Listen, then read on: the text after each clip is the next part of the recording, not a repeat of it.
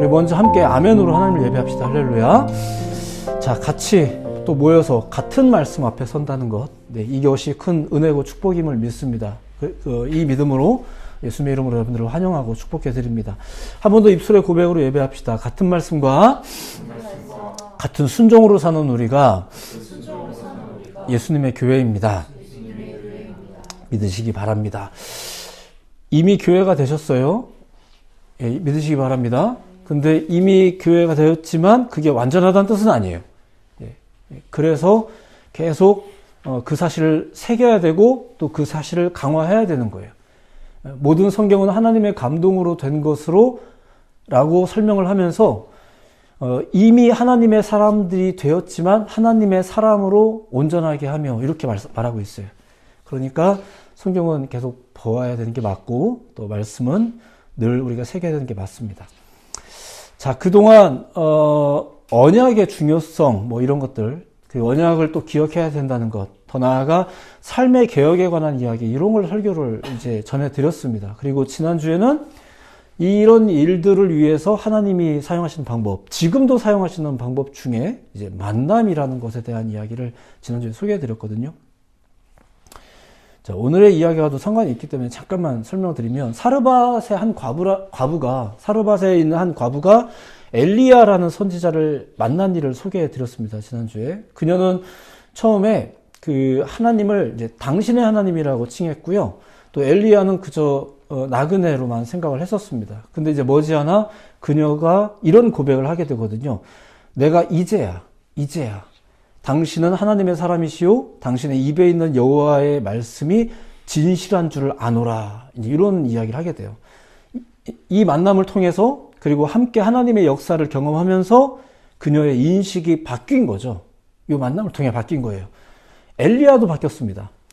가뭄이라는 상황, 그리고 이제 아합 왕, 이세벨 여왕에게 위협당하고 쫓기는 이런 현실, 생명의 위협을 느끼는 상황에서 이제 하나님이 사르밧이라는 이방 지역에 가라고 해서 이제 간 거잖아요. 평소 같았으면 안 갔을 거예요, 이방 지역에는. 근데 그곳에 가서 한 과부를 또 만나죠. 결과적으로는 이 일로 인해서 엘리야는 생명을 보존하게 됐어요. 근데 무엇보다도 이 엘리야 역시 자기가 가진 여러 가지 종류의 편견들, 이런 생각들이 바뀌게 되었다. 이런 얘기들 지난주에 소개해드렸습니다. 이게 다 하나님이 예비하신 그 만남 때문이었다. 이렇게. 자, 이거는 그때뿐만 아니라 지금도 유효한 하나님의 방식입니다. 그래서 우리는 만남을 중요하게 여기죠. 자, 그렇다면 이런 것들이, 자, 이런 모든 이야기들이 결국 우리에게 가르치는 게 뭔가? 결국은 뭐 여기를 또 도착합니다. 하나님을 알아야 된다. 하나님을 바라보자. 하나님은 이런 분이시다. 뭐 이런 거죠. 더 나아가서는 네 마음을 다하고 뜻을 다하고 힘을 다하여 그 하나님을 사랑해라. 이제. 자, 이게 기독교 신앙의 핵심적인 교훈입니다. 자, 그렇다면 오늘은 조금은 다르게 이런 식의 이제 접근으로 오늘 말씀을 좀 볼까 해요. 뭐냐면은, 자, 지금까지 했던 모든 설명들, 그리고 사실 교회가 일반적으로 하는 설명들은 소위 한쪽 방향을 향한 설명이에요. 그리고 한쪽 방향에 대한 설명이에요. 그러니까 하나님 쪽이죠, 하나님 쪽. 그러니까 세상과 하나님이 있다면 이제 하나님 쪽을 강조하면서 설명하고, 권면하고, 설득하고, 막 또 청하고, 이렇다는 얘기예요. 한쪽 방향에 대한 이야기들입니다. 이게 일반적인 신앙 교육의 방식이에요. 자, 그리고 이것은 사실은 선택의 문제는 아닙니다. 많은 분들이 그렇게 오해하시는 경우가 있는데 우선순위의 문제예요. 우선순위의 문제. 예수님이 딱 규정을 하셨죠. 그런즉 너희는 먼저 그의 나라와 그의 일을 구하라. 자, 먼저예요, 먼저. 예수님께서 무조건 이걸 선택해야 된다라고 말한 게 아니에요. 우선순위. 이쪽이 먼저다. 이걸 우선 해라. 이게 중요한 거다. 이런 식의 이야기란 얘기예요. 그리고 실제로 예수님도 이 세상을 이제 살아가야 되는 우리에게 그 반대쪽의 것들이 필요하다는 것을 알고 계시단 말입니다. 그러니까 이 우선순위를 규정한 다음에는 바로 이어서 이렇게 말하는 거예요. 그리하면 이 모든 것을 너에게 더하시리라. 자, 사람의 삶에는 우선순위가 있다라는 이야기를 말씀해 주시는 거예요. 특별히 이 이야기를 처음 듣고 있는 1차적인 독자층, 처음 듣는 청자들이 누구였냐면 유대인들이었잖아요. 그러니까 머리로는 이미 알고 있었지만 잘 못하고 있었나 보죠. 그들에게 또 얘기하는 거예요. 너희들의 삶에서 가장 중요한 게 무엇이더냐 이렇게 얘기하는 거죠. 자, 그렇다면 그 반대쪽. 자, 이제 그 반대쪽. 그 반대쪽은 다 무가치하고 쓸데없고 다 등한시해도 되는가? 다시 말씀드리지만 그렇진 않아요. 역시 다 중요합니다. 우리가 사는 데 있어서도 되게 중요하고 필요한 일입니다. 자, 그런데 오늘은 이런 관점인 거예요. 미리 결론부터 말씀드리자면 지금 이제 반대쪽이라고 설명한 그 부분에 대해서 말할 건데 바로 그 부분을 통해서도 중요한 건 하나님을 알 수 있다는 거예요. 하나님을 아는 게 중요한 거예요. 신앙이 가진 그 핵심적인 가치가 그거잖아요. 우리가 하나님을 아는 것. 그리고 그 하나님의 뜻을 아는 것. 이게 한쪽 방향만 보면 아는 줄 알았고 또 많은 분들이 한쪽 방향에 대해서 주로 설명하는데 그래서 가장 처음에 주로 어떤 걸 설명해요? 하나님 믿으면 복 받는다 이렇게. 그걸 설명을 해요. 은혜가 있다. 계속 그쪽 방향 설명하죠. 오늘은 그 반대쪽 이야기입니다. 자, 요엘이라는 선지자를 먼저 소개해 드립니다. 요엘이라는 선지자. 요아스 왕 시절에 남유다에서 활동했던 선지자인데 자, 그 당시는 국제적으로 보았을 때 좀 나름 평온한 시기였다고 해요. 근데 이제 이스라엘은 이미 남과 북으로 쪼개진 상태였는데 내부적으로 많은 혼란과 또 영적인 그 죄악들이 또 만연했었고 또 변혁도 많이 일어나던 그런 시대였습니다. 자, 그런 시대에 더군다나 그 메뚜기 떼로 인한 기근과 가뭄 등의 어려움도 있었다고 해요. 그러니까 자연재해죠, 자연재해. 요엘 선지자가 바로 그런 이제 배경 하에서 미래에 있을 여호와의 날이라는 것을 이제 선포를 합니다. 물론 백성들의 회개를 촉구하면서죠. 자, 요엘서 1장에 보면은 바로 이렇게 메뚜기 사건이라는 것이 그 메뚜기 사건과 가뭄에 대해서 간단하게 언급이 됩니다.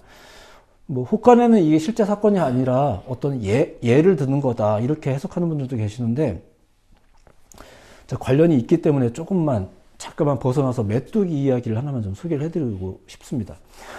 사실 인류 역사 속에 보면은 그 메뚜기 떼로 인한 굵직한 사건들이 꽤 많았다고 해요. 아프리카, 중국, 아시아, 중동, 세계 곳곳에서 이런 기록들이 많죠. 그 대부분의 사람들은 이 메뚜기 떼 출현을 이제 재앙으로 여겼다고 합니다. 왜냐하면 그 메뚜기 떼가 나타나면 실제로 엄청난 피해가 이제 발생을 하기 때문이겠죠. 심지어 삼국지에도 나온대요. 삼국지에 보면은 조조가 여포에게 이게 당시 패할 당시에 그때도 이제 메뚜기 떼가 출현을 해서 임금을 쑥대밭 만드는 사건이 있었다고 하는데 그 일이 그 메뚜기 떼의 출현이 이제 이 전쟁의 승패에도 실제로 이제 변수로 작용했다 이런 기록이 있다고 해요. 2003년 아프리카에서는 그 무리의 메뚜기 떼의 길이가 이제 500km, 500km면 서울에서 부산 정도 거리 되지 않습니까? 이 정도 길이가 이 정도 길이의 메뚜기 떼 무리가 아프리카를 휩쓴 사건이 있었다고 합니다. 가장 큰 사건이라고 하는데, 가장 컸던 사건이라고 하는데, 그거 외에도 아프리카는 지금도 이제 오늘날에도 이런 사건이 왕왕 일어나고 있다고 하죠. 우리나라도 사례가 있습니다. 삼국사기의 기록에 따르면 고구려의 8번, 백제의 5번, 신라의 19번, 이렇게 메뚜기 떼가 있었다고 해요. 조선왕조 실록에도, 조선시대 때도 있었다고 기록이 되고 있고. 자, 이처럼 인류의 역사에는 메뚜기 떼가 등장했던 사례가 굉장히 많습니다. 그리고 대부분 다 피해가 동반이 되었습니다. 이런 현상은 당연하게도 이제 메뚜기의 특징과 관련이 있습니다. 제가 자꾸 메뚜기 얘기를 많이 하는 이유가 재앙이라는 것과 관련이 있기 때문에 말씀을 하는 거예요. 말씀드리는 겁니다. 메뚜기 떼의 특징. 첫 번째는 메뚜기가 엄청나게 먹어댄대요. 얼마나 먹냐면은, 자기 몸무게의 3배 이상을 먹는다고 합니다. 보통의 인간도 다른 생명체에 비하면은 많이 먹는데요. 다른 생명체들은 살기 위해서 딱 먹고 끝인데 우리는 먹을 만큼 먹은 다음에 배부른 만큼 먹고, 이제 못 먹겠다 할 때는 이미 지나친 거잖아요. 이만큼 먹는데 메뚜기는 더 먹는데요. 자기 몸무게의 3배에 달하는 음식을 먹어치운다고 합니다. 국제연합 식량농업기구 이런 데에서는 이런 발표를 했던 적도 있대요. 중간 규모 메뚜기 떼가 하루에 케냐 전체 인구의 식량을 먹어 치운다. 뭐 이런 발표도 했다고 합니다. 엄청 먹는 얘기죠. 자, 그러면 메뚜기가 그렇게 먹어대는 게 정확하게 어떤 면에서 위협일까? 그 식성이 결국은 모두를 굶어 죽게 하기 때문에 그렇습니다. 메뚜기는 잘 먹었잖아요. 그게 아니에요. 메뚜기는 잘 먹고 그래서 불안한 거 아니에요? 아시다시피 메뚜기는 동족도 먹습니다. 동족도 잡아먹어요. 그러니까 이 탐욕과 식성은 결국은 타인과 더불어 자기까지도 먹어 삼키는 거예요. 멸망시키는 거죠. 자, 이런 특징을 가진 곤충이 메뚜기. 자, 메뚜기가 가진 두 번째 특징은 이런 겁니다. 메뚜기가 녹색에 집착을 한대요. 녹색에. 그래서 실제로 녹색 옷을 입은 사람을 공격한 사례도 있다. 뭐 이런 얘기가 있습니다. 특정 색에 집착하는 것, 특정 사람에게 집착하는 것, 특정 상황에 집착하는 것, 뭐 이런 등등. 근데 놀랍게도 이렇게 특정한 것을 향해서만 집착하면 그것만 해당된다고 생각되겠지만 앞서 설명했듯이 결국은 전부가 다 그 집착의 결과를 맛보게 된다는 거죠. 특정 대상만 공격하는 것 같지만 피해는 결국 모두에게 닥치는 것. 수많은 예가 가능한데 대표적으로 이제 사단이 목회자를 공격하면 이건 목회자의 가정과 목회자만의 문제가 아니라 사실 성도들의 위기예요. 교회 위기로 다가옵니다. 이건 목사가 대단하고 이런 문제 얘기하려는 게 아니고요. 이게 굉장히 고전적이지만 가장 효과적인 방법이거든요. 그래서 실제로 성경 시대에도 이러한 전술로 사도들을 공격하는 경우가 굉장히 많았습니다. 그리고 오늘날도 뭐 수많은 영적 전쟁에서 그리고 실제 전쟁에서도 역시 이 전략이 사용이 되죠. 쫄병을 공격하기보다 기왕이면 대장을 공격한다든가 이런 전략들이 아주 효과적이지 않습니까? 그렇죠. 그러니까 녹색만 보면 달려드는 이 특징. 근데 우리가 기억해야 되는 것은 그 피해는 결국 모두에게 간다라는 이런 특징을 발휘하는 게 그게 메뚜기다. 이런 거예요. 뭐 이외에도 당연히 그 동물이 가진 그 곤충이 가진 특징이 있겠지만 오늘 본문과 관련된 부분만 소개해 드리자면 이렇습니다.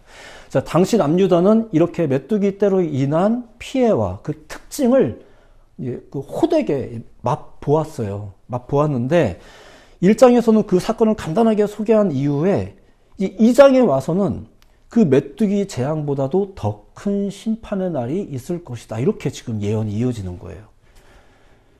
그게 이제 이방 민족의 침략을 뜻하는 건데 저들이 메뚜기처럼 이곳에 몰려올 거다. 규모가 대단하다.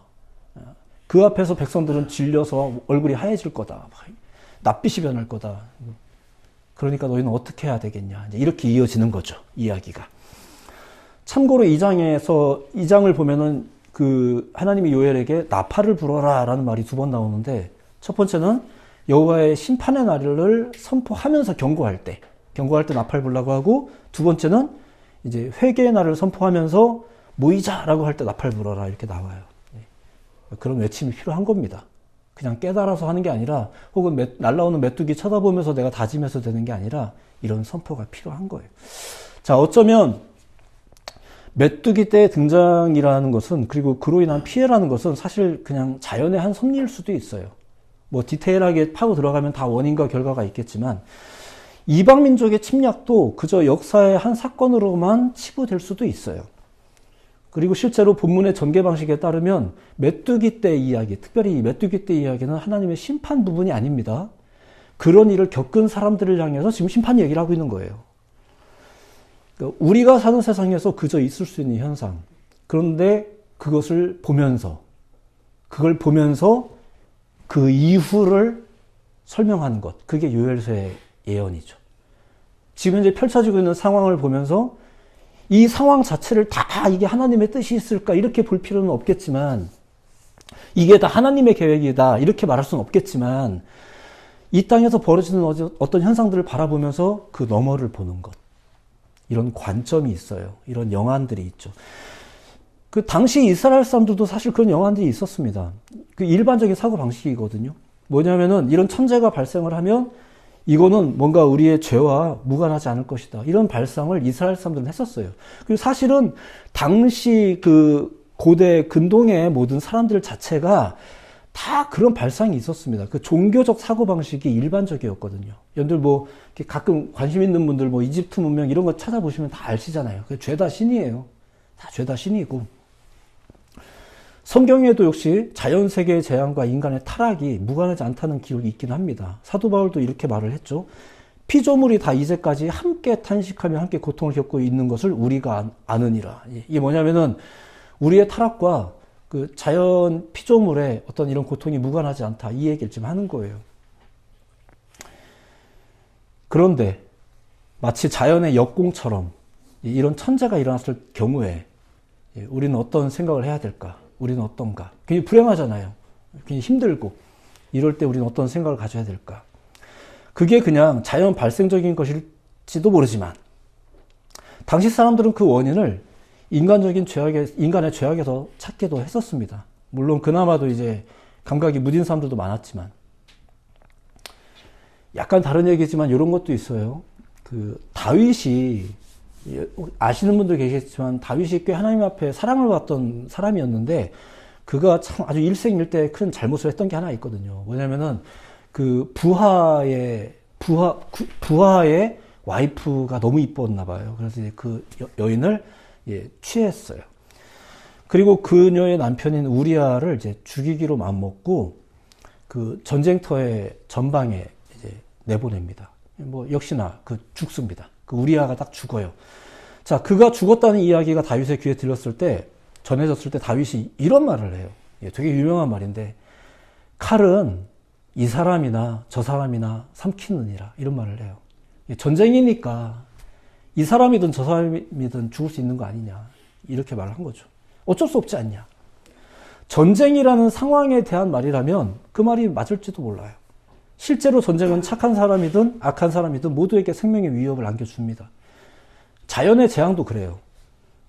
선인이나 악인 모두를 죽일 수 있고 위협이 돼요.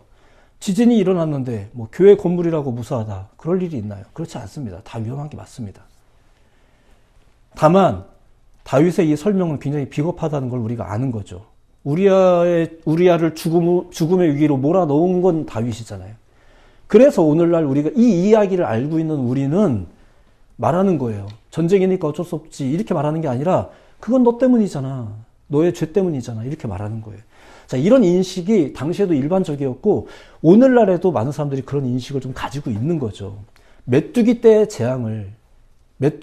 재앙만 보면서 자신들의 종교관에 따라 이렇게 저렇게 결론을 내리기도 하는 거죠. 우리도 또 마찬가지예요. 아, 이번 일이 왜 이렇게 잘 안 될까? 왜 난 기도하는데도 안 될까? 이러면 우리는 바로 또 판단을 시작하죠. 그나마도 뭐 그런 영적 감각 자체가 무딘 분들도 있긴 해요. 자, 그런데 요엘 선지자는 지금 얘기하는 거예요. 최근에 있었던 이 재난과 더불어 그 너머에 관해서까지 예언을 하는 거죠. 별 좋은 얘기도 아닌데. 메뚜기 때문에 고생했지. 그런데 6절. 다른 민족이 내 땅에 올라왔다. 그 메뚜기 때 재앙은 머지않아 그 민족으로 인해 너희에게 닥칠 더 큰 재앙의 전조에 불과하다. 이런 얘기들. 요엘서 1장 15절. 슬프다. 그날이요. 여호와의 날이 가까웠나니 곧 멸망같이 전능자에게로 이르리로다. 가뜩이나 힘든 사람들한테 또 이런 더 큰.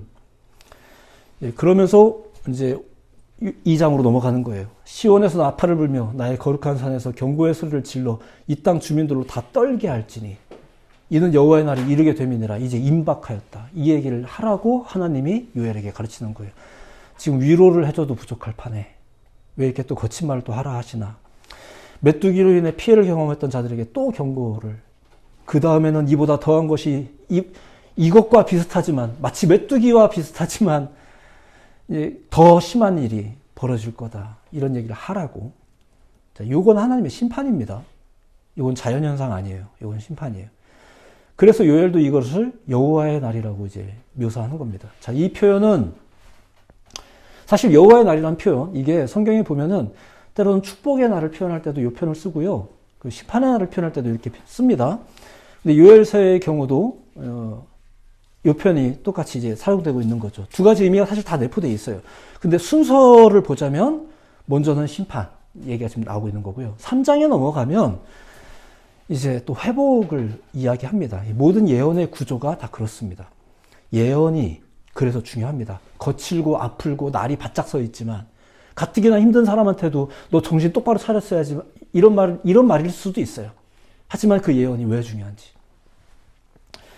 그리고 실제로 머지않아 그 일이 닥칩니다. 그리고 남과 북이스라엘 모두가 이제 다 결국은 이방 나라의 습격으로 인해 패하고 멸망하게 되죠. 자, 제가 앞서 우리의 신앙은 하나님 쪽을 바라보는 것을 우선 지향한다 이런 이야기를 드렸습니다. 사실 저뿐만 아니라 모든 교회가 그걸 지향하고 열심히 그걸 여러분들에게 설명을 하고 있습니다. 근데 오늘은 여러분들에게 그 반대쪽에 대해서 좀 잠깐 말씀을 드린 겁니다. 남유다가 겪었던 불행한 사건 하나와 또 그 이후에 있을 더 불행한 사건에 대한 예언 하나를 소개해 드렸습니다. 이건 별로 행복한 얘기는 아닙니다. 즐거운 현실도 아니고 즐거운 예상도 아닙니다. 근데 놀랍게도 이런 얘기를 통해서 우리가 뭘 기대할 수 있나? 그 목적이나 추구함은 뭔가? 그게 이쪽 방향을 보는 것과 똑같다라는 거예요. 그게 뭐예요? 하나님을 보아야 하고 하나님을 볼 수 있고 이 얘기입니다. 지난주 내용에 따르면 사르밧 과부의 경우는 엘리야를 통해서 이제 식량 문제가 해결되고 죽었던 아들이 살아나고 그러니까 좋은 일이죠. 이런 좋은 일을 겪으면서 하나님을 알았어요. 그러면 요엘서는 어때요? 자연재해든 하나님의 심판이든 이것도 힘든데 거기다 더 힘든 일이 벌어지든 뭐 이런 거예요. 근데 이런 이야기 실제로 그들이 메뚜기 때의 피해를 경험했고 그런 자들에게 뭐 네 아들이 살았다 이런 기쁜 말은 아니지만 마치 저주처럼 들리는 이런 날선 말씀, 날선 설교가 지금 선포되는 게 이게 요엘서예요. 근데 결국 지향한 것, 그 사건과 그 예언이 결국 그들에게 요구하고 그들에게 보여주는 것, 그들에게 또 초청하는 것, 그게 뭐냐 이거예요. 하나님을 향하게 한다는 거죠. 하나님을 향하라는 거죠. 여호와께 돌아오라라는 거예요. 메시지가 똑같아요. 같은 걸 보게 돼요. 자, 이렇게 생각해 보면 결국은 우리가 어디를 바라보더라도 하나님을 볼 수 있고 어떤 상황에서도 하나님을 발견할 수 있다는 얘기예요. 이건 우리의 다짐의 문제일까요? 그게 아니라는 거죠. 우리가 그래야 된다. 힘든 중에도 기쁠 때만 잘 믿지 말고 힘든 중에도 잘 믿으세요. 이런 말이 아니라 그렇게 하나님은 어디서든 자신을 나타내신다는 거예요.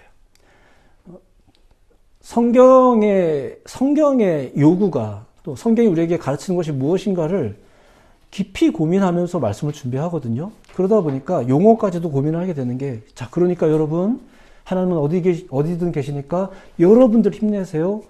라고 권면하는 일들도 분명히 중요한데, 일단은 이걸 증거를 합니다. 이런 노력 이전에 하나님은 어디서든 자신을 증거하신다는 얘기예요. 그걸 여러분들에게 먼저 증거를 드리고 싶습니다. 권면 이전에 증거를 하고 싶어요. 때로는 축복으로, 때로는 심판으로. 그만큼 하나님은 전능합니다. 에베소서의 고백이에요. 하나님은 한 분이시니 곧 만유의 아버지라. 만유 위에 계시고 만유를 통일하시고 만유 가운데 계시다. 사실 여호와의 날이 따로 있는 건 아니겠지만 공교롭게 오늘 기도자가 또 그런 말을 언급했는데 사실 모든 날이 여호와의 날입니다. 다만 오늘 본문의 선포는 그런 특정한 날에 대한 설명이라기보다 하나님에 대한 설명을 하고 있는 거죠. 우리가 그것을 기념해야 된다는 거예요. 아, 여호와의 날이라는 말이 나왔기 때문에 이게 무슨 날인가? 분위기 봐서는 이거 심판인데? 예, 맞아요. 근데 다른 데 보세요. 분위기 봐서는 그 말이 축복이거든요. 그러니까 그 날이 중요한 건 아니에요, 사실은. 중요한 건 하나님이 심판도, 저주도, 축복도 주관하시는 분이다. 라는 게 사실은 이 모든 신앙의, 이 기독교 신앙의 핵심 가치, 핵심 교훈이 아니겠습니까? 예, 그렇죠. 말씀을 정리하면 그렇습니다. 우리의 신앙은 구조적으로 하나님 쪽을 향해야만 하지만 그러지 못하고 죄악에 빠져 있을 때도 많아요. 자, 그래서 존재하는 게 예언서인 겁니다. 자, 그래서 존재하는 게 예언서.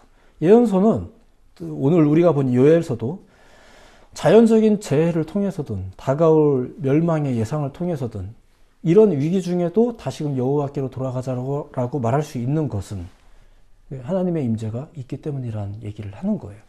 우리가 돌아오기만 한다면 이전에 돌아왔으면 더 좋았을 텐데 건강했을 때 돌아왔으면 더 좋았을 텐데 이러한 지경에 이르기 전에 하나님을 바라보자 하는 게 뭐 오늘날도 계속되는 이제 말씀 사역자들의 외침이라 할 수 있습니다. 이게 좀 나름대로 간사한 거예요. 간사한 건데 그래도 우리가 그런 기대감이 있지 않겠습니까? 그렇죠. 궁지에 몰리기 전에. 근데 이게 말씀 사역자들의 비겁함이라고만 말할 건 아니잖아요. 우리가 다 하는 말이니까. 건강할 때 건강 지키자. 이런 말들. 자, 어떻게 건강할 수 있겠는가? 어떻게 깨어있을 수 있는 신앙인일 수 있겠는가? 어떻게 참된 그리스도인으로 살아갈 수 있겠는가? 평소에. 순간순간. 날마다 숨쉬는 순간마다. 열심히 하나님을 잊고 살기보다 주만 바라볼지라 이렇게 결단하면서 그렇게 살자는 거죠. 왜? 우리의 결단이 날마다 있어야 되는 게 아니라 하나님이 날마다 계신 분이니까. 하나님이 늘 어디든 계시는 분이시니까. 무소부재하시니까. 이런 증거들이 성경에 넘쳐나죠. 그러면 알게 되는 거예요. 어디를 바라보아도 어디에 있어도 어떤 상황 중에도 계시는 하나님을, 그리고 어떤 중에도 감사할 수 있다는 것을, 어떤 중에도 능력을 발휘할 수 있다는 것을, 내가 어떤 상황 중에도 일체에 자족하는 비결을 배웠다. 이런 고백이 그래서 있을 수 있는 거예요. 언제 어디서든 역사하시는 하나님의 실존과 전능하심에 대해서 이걸 믿는 게 믿음이죠. 우리의 신념이 믿음이 아닌 거예요. 이런 마음, 하나님의 전능하심에 대해서 가지게 되는 마음, 그리고 행동의 결단, 이런 걸 믿음이라고 합니다. 아무쪼록 말씀을 통해 또 성령의 도우심을 통해, 역시 다 우리의 믿음이 필요한 요소들이지만 말씀을 통해 성령의 도우심을 통해 여러분들의 그 감각을 깨우면서 날마다를 살아가는 여러분 모두가 되시기를 예수님의 이름으로 축복해드리고 싶습니다. 우리가 보려 하지 않기 때문에 보지 못하는 거지, 하나님이 없어서 혹은 하나님이 한쪽에만 계셔서, 그래서 내가 지금은 궁지에 몰려 있어서 그래서 못 본다? 그거 아니라는 거예요. 하나님의 전능하심 때문에 우리는 어디서든 하나님을 만날 수 있습니다. 믿고 새로운 한 주를 또 살아가시기를 예수님 이름으로 다시 한번 축복해 드립니다. 기도하겠습니다.